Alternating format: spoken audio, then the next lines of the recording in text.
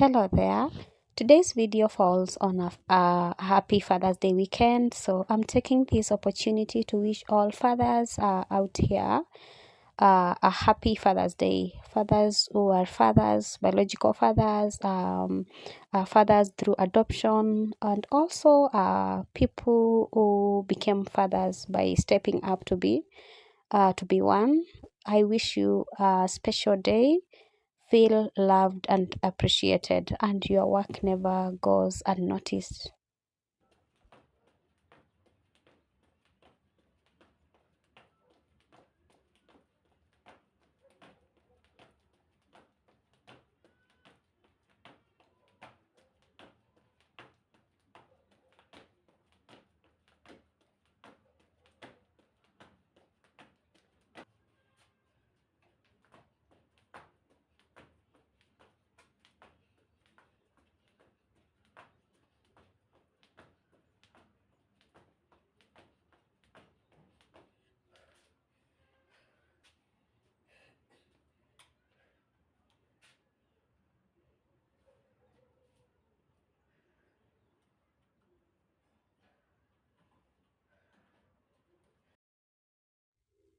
Today, I wanted to talk to you about decluttering.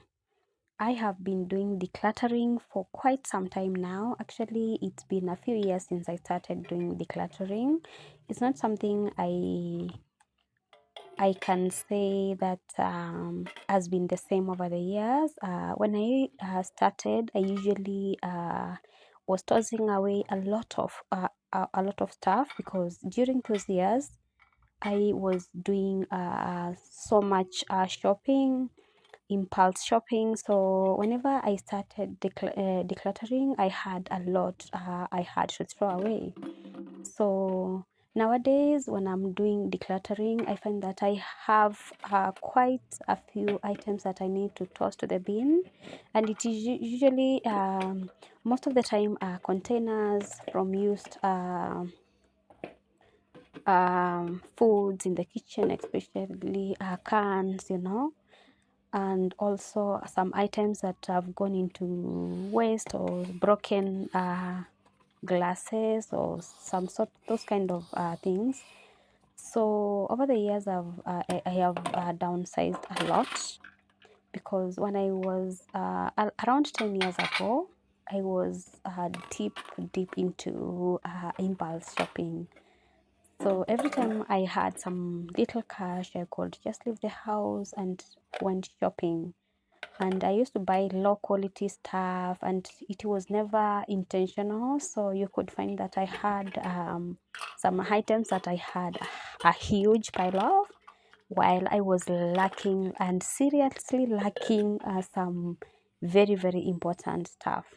So over the years, and especially 5 or so years ago, I started downsizing. I started leaning more towards minimalism because I noticed that during those years that I was buying, every time it was usually emotional shopping or emotional spending, whereby I wanted to buy something to lift my mood or to feel good about myself.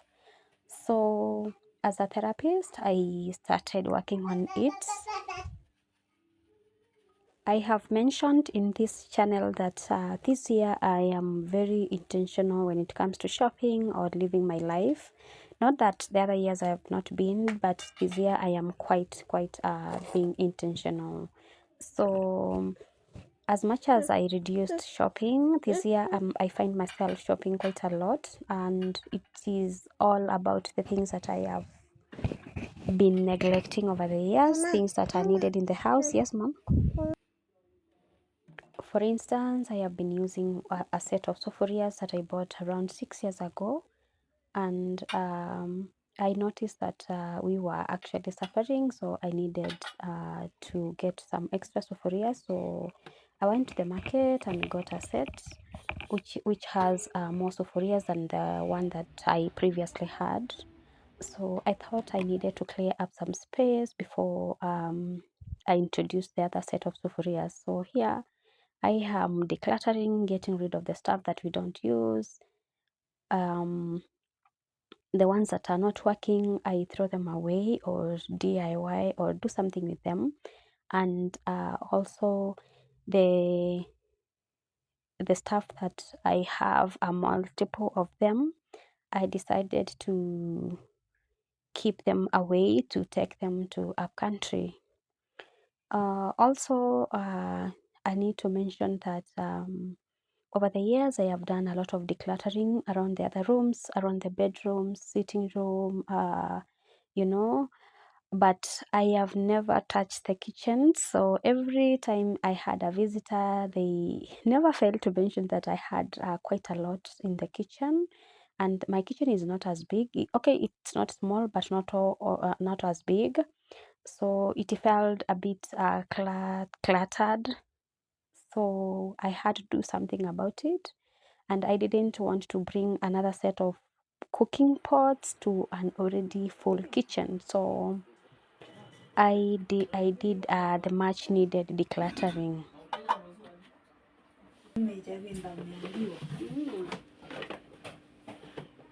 Mbaya sana.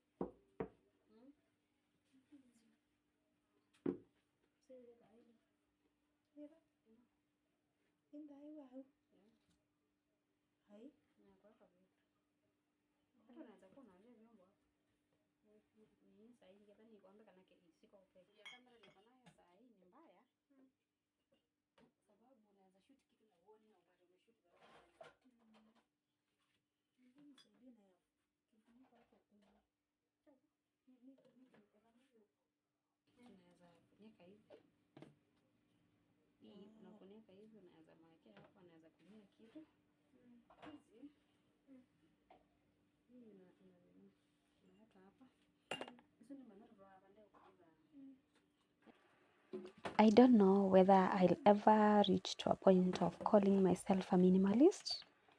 And to start with, I don't know whether there's a specific definition of a minimalist. I'm just looking into having very few stuff in life, especially stuff that can be used more than once or they can do more than one purpose.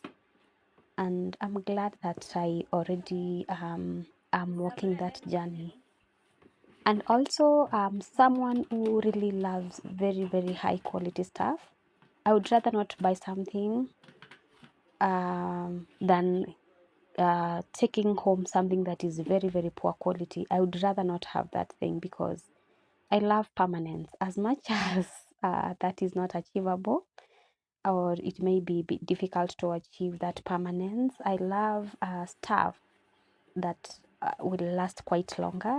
Also, in my personal relationships and friendships, I love it when the friendships are meaningful. And whenever I find people who are my tribe, I tend to hold on to them for a good amount of time because they are not easy to come by.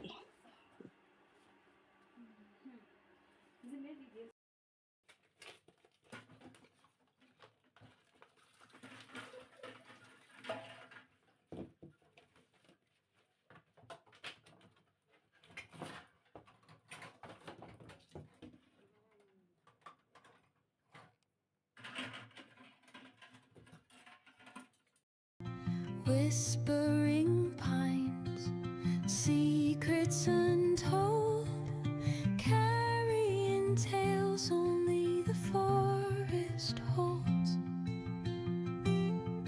Moonlight spills the velvet dark, etching patterns, leaving its mark.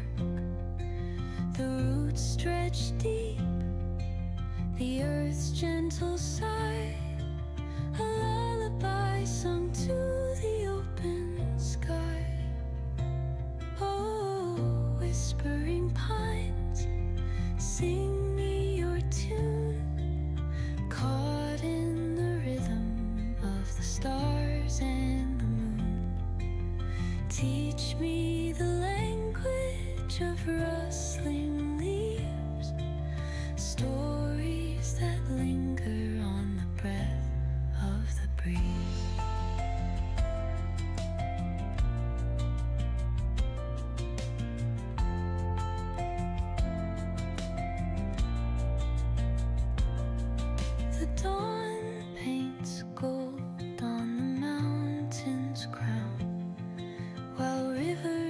whisper truths as they flow down.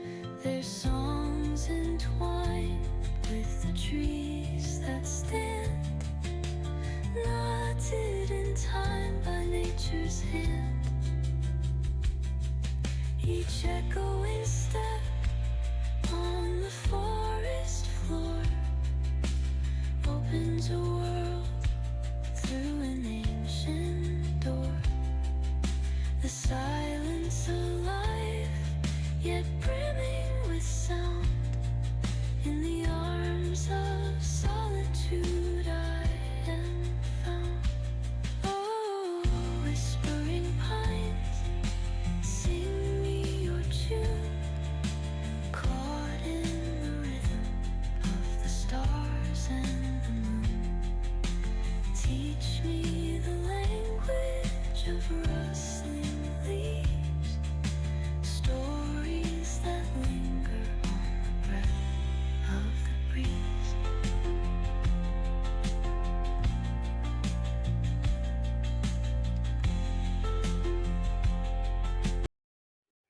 This set came along with other accessories such as knives, deep frying mesh, chopping boards, serving spoons. And since I had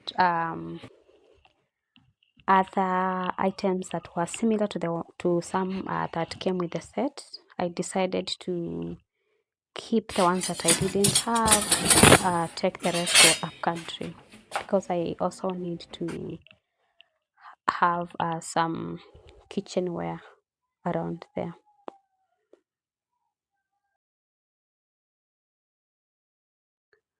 Living an intentional life has taught me to do things and live life with intention.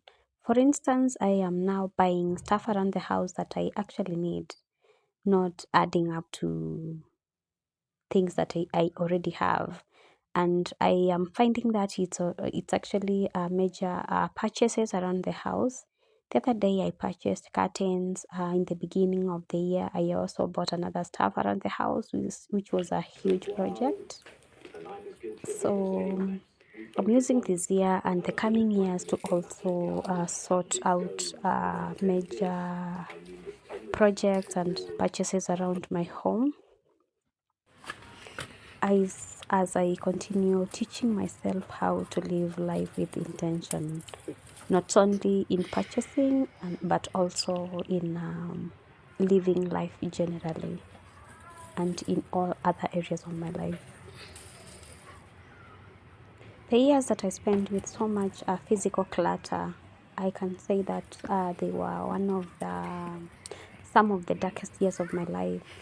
I am someone who can't stand clutter, and I think buying all that stuff was from influence or just coming to Nairobi, and I want to catch up with everything.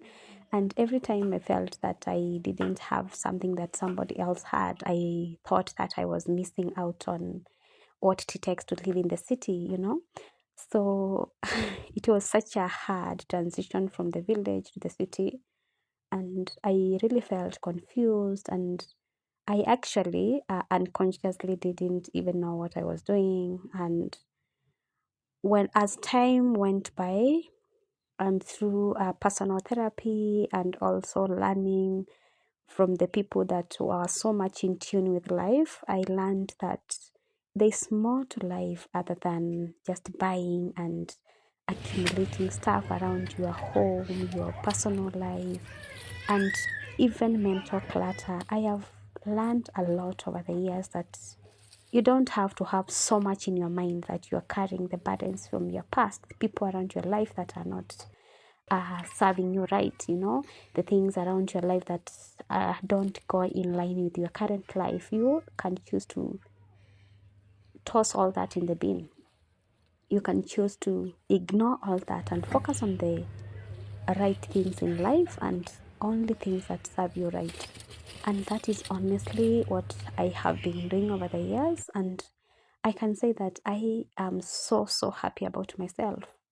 I can also get time for myself to just walk around my neighborhood Another time I read somewhere that that said that you need to be a tourist in your own neighborhood. Don't wait for someone else to come and tour your neighborhood and discover the places that are there that are magical when you have lived there for so long and you are not well conversant with them, you know. So I appreciate the moments that I'm able to step out of the house and just explore my neighborhood, explore the city, you know, because honestly, there's more to life than just buying or having stuff. Uh, there's a book that I was reading this month, and it is said that there's type 2 kind of happiness, because in the modern world, we are so accustomed to type 1 happiness. That is scrolling the social media, buying stuff to bring us happiness, you know, eating sugar or things or things that make us happy, you know. There is also another type of happiness. For instance, walking around, window shopping, and not necessarily buying something and taking things home, you know. We can appreciate beauty or creativity by just saying this is beautiful and not necessarily having to take that home. And that is the hardest part of shopping that I had to learn. You can appreciate beauty by just saying this is beautiful. The thought, the creativity behind this is exceptional, and just leaving it behind. Major takeaway from our today's video is Yes? that we don't do decluttering to create more space for other stuff, but we do decluttering in order to clear our mind, our spaces for our mental well-being, you know. And if we must add more stuff or other stuff, is usually something that is better, or something that you already need and you didn't have space for, or you never had the money for because you are using that money to buy irrelevant stuff to just fill up your space. So we do decluttering to clear our mind, to clear our physical space, you know, to clear our life. And if we must buy, we usually buy something that is better. If I was using my money to buy more bottles, I can just choose to have one long-lasting bottle and use that money to save. Or if I must buy something, if I have another need for something that is more important, for instance, a laptop to work on your, you know, IT skills, you can choose to buy a laptop instead of using that money to buy irrelevant stuff that are going to fill up your spaces. But all in all, decluttering is done to clear up your space and improve your mental and holistic well-being. So thank you for your time, and have a lovely week. Talk to you next weekend.